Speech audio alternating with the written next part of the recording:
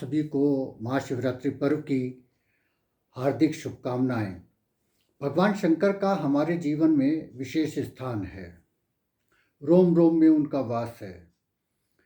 सृष्टि में हम जो भी उपक्रम करते हैं, जो भी कर्म करते हैं, उन सभी में भगवान शंकर निहित हैं। पानी के बिना हम रह नहीं सकते। पानी जीवन का आधार है और भगवान शंकर जल से ही तृप्त होते हैं। ये जल क्यों बोलते हैं? जल का व्यापक अर्थ है, पानी का छोटा सा अर्थ है। जन्म से लय तक, जो जन्म में भी हमारे साथ है और लय यानी मृत्यु यानी मोक्ष में भी हमारे साथ है, उसका नाम जल है। इसीलिए गंगा को हम पानी नहीं कहते, गंगा का पानी नहीं कहते, क्या कहते हैं? गंगा जल, क्योंकि वो जन्म से लेकर लय तक साथ रहते हैं। भगवान शंकर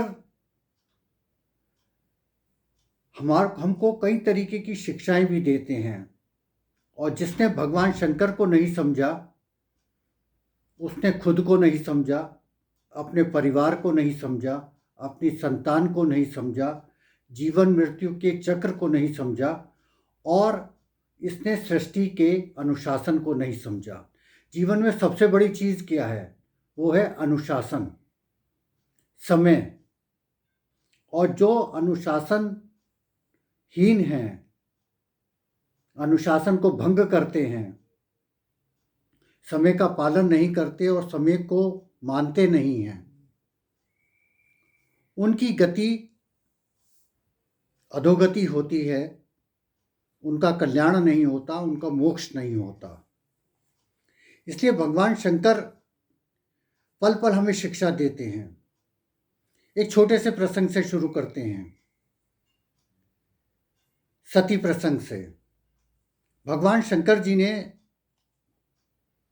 सती को मना किया कि यदि तुम्हारे पिता ने तुम्हें नहीं बुलाया तो मत जाइए, लेकिन सती ने उनकी बात को नहीं माना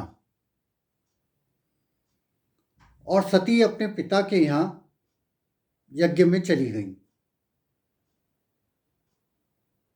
वहाँ उनका तिरस्कार हुआ और अंततोगत्वा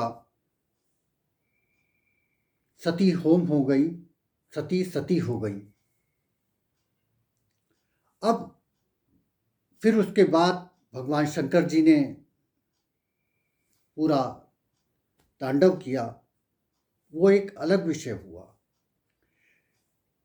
उन सती को भगवान शंकर जी को दोबारा वर्ण करने के लिए कठोर साधना, कठोर तप करना पड़ा।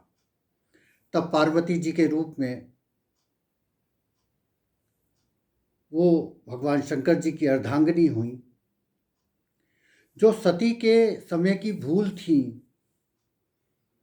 उनको भुला दिया गया। यहाँ शिक्षा क्या मिली कि कभी भी अगर निमंत्रण नहीं है तो नहीं जाना चाहिए, चाहे वो पिता का घर ही क्यों ना हो।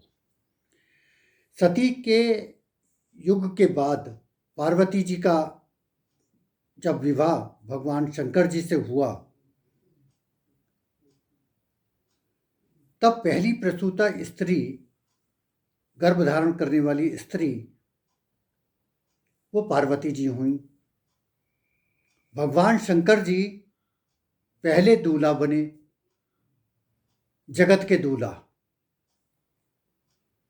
और पहली संतान हुई कार्तिकेय जी। संतान उत्पत्ति कार्तिकेय जी की ऐसे ही नहीं हुई।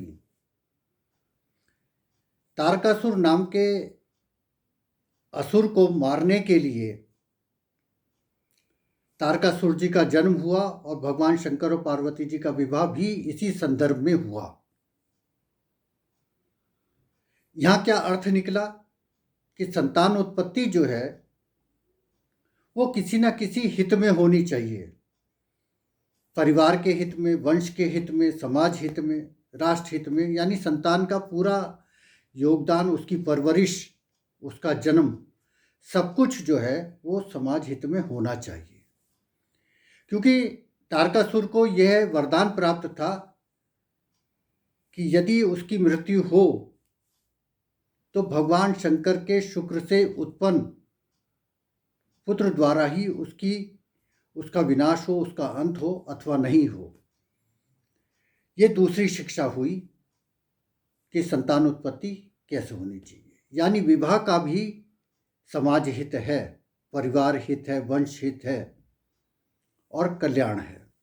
इसलिए एक परिवार की अवधारणा वो भगवान शंकर से सीखनी चाहिए कि हमें अपना परिवार कैसे रखना चाहिए, कैसे बनाना चाहिए। दूसरी शिक्षा, हम आमतौर पर गोद लिए बच्चे को या मानस पुत्र को, वहाँ गोद शब्द, वहाँ तो गोद परंपरा थी नहीं, तो मानस पुत्र को ज़्यादा नहीं मानते हैं। और जब अपना सगा बच्चा हो तो उसके अपेक्षाकृत हम उसको कम ही मानते हैं। ये समाज की विषमता है। लेकिन यहाँ भगवान शंकर और माता पार्वती जी ने गणपति जी को अपना सर्वश्रेष्ठ पुत्र माना, क्योंकि गणेश जी माता पिता के विशिष्ट सेवक थे। सवाल उठता है कि कार्तिकेय जी भी तो हो सकते थे अग्रणी देव, कार्तिकेय जी तो हुए नहीं। भगवान शंकर और पार्वती जी ने गणेश जी को अग्रणी देव माना कि सभी पूजा अनुष्ठानों में अगर गणपति जी की पूजा नहीं होगी तो मेरी पूजा भी स्वीकार नहीं होगी। यहाँ क्या बात निकली कि जो सेवा भाव है, जो धर्म भाव है माता पिता के प्रति, वही सर्वश्रेष्ठ पूजा है, उससे बढ़कर कोई पूजा नहीं है। इसलिए ये तीसरी शिक्षा आई इसकी। चौथी बात परिवार की। कभी भी शंकर और पार्वती जी को अपने पूरे परिवार के साथ आप देखिएगा और सोचिएगा कि उस परिवार में कितना अनुशासन है। एक तरफ शक्ति है, एक तरफ शक्तिमान है, एक तरफ बुद्धि है, एक तरफ विवेक है, एक तरफ अनुशासन है। यही परिवार की अवधारणा है कि जिस परिवार में अनुशासन नहीं होता वो परिवार टूट जाता है। तो परिवार की शिक्षा वो भगवान शंकर जी से हमको मिलती है। अब अनुशासन की बात करते हैं। गंगा जी चली उछलती कूदती और बिल्कुल लग रहा था कि जैसे जो है कोई प्रलय होने वाली है। देवताओं ने भगवान शंकर जी से प्रार्थना की कि प्रभु ये क्या हो रहा है, और गंगा जी को भगवान शंकर जी ने अपनी जटाओं में समाहित कर लिया। और यहाँ देखिए कि उनकी गंगा जी की एक धार ही इस पृथ्वी पर आई। एक ही धार छोड़ी उन्होंने, जलधार छोड़ी, और वहाँ से गंगा बहुत अनुशासित होकर चली। कभी आप गंगोत्री जाइए और गंगा जी का स्वरूप देखिए, लेकिन जब आप हरिद्वार में प्रवेश करते हैं ऋषिकेश से आगे, तब फिर गंगा जी का अनुशासन देखिए। इसीलिए वो हरि की नगरी है, भगवान शंकर की नगरी है, हरि का द्वार है वो। वहाँ गंगा जी अनुशासित होकर चलती हैं। तो जिसके जीवन में अनुशासन नहीं है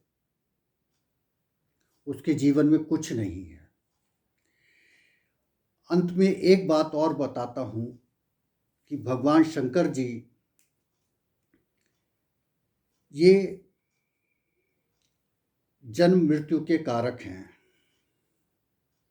जो इस संसार में आया है निश्चित रूप से वो जाएगा। और यह महाशिवरात्रि हमारे अंत को सुधारने की महाशिवरात्रि है, इसलिए ये अहोरात्रि कही गई है। जीवन जैसे जी लिया वैसे जी लिया, लेकिन जब जीवन का उत्तरायण हो, जब हमारा अंत बहुत अच्छा होना चाहिए, वो क्या कैसा होना चाहिए? सत्यम शिवम सुंदरम। जो सत्य है वही शिव है, वही कल्याणकारी है, और जो सत्य भी हो, शिव भी हो, वही सुंदर है। इसलिए सत्यम शिवम सुंदरम ये भगवान शंकर जी का अमोघ मंत्र है, हमारे जीवन का मंत्र है। इसलिए महाशिवरात्रि को भगवान शंकर जी का जितना भी आप जलाभिषेक कर सकें, जितने भी रुद्राभिषेक कर सकें, आपको करना चाहिए। और रुद्रम पशुपतिम स्थाणम नीलकंठम उमापति नमामि शिरसा देवम किम नो मृत्यु कर्षति। इस महामृत्युंजय स्तोत्र का गीता प्रेस की किताब में है ये, इसको आपको पाठ करना चाहिए। महाशिवरात्रि आपको शुभ हो। बहुत बहुत धन्यवाद। नमस्कार, प्रणाम।